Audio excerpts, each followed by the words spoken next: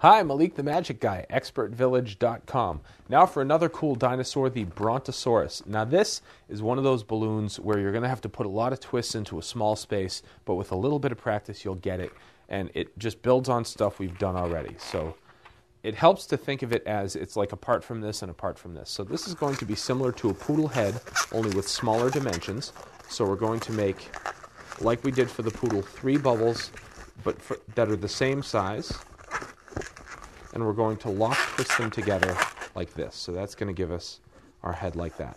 Then we're going to put a long neck, a soft long neck, so we want to squeeze some air out, like on the giraffe. Then we're going to make 2 front legs. So far this is like a giraffe with a different head.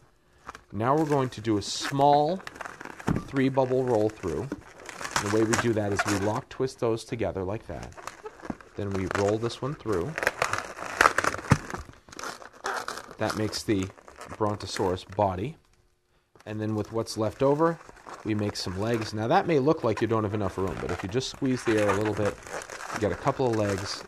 And then we can shape the neck just by kind of giving it a little Z-fold like that. Back and forth, a little squeeze. That'll give the neck some shape.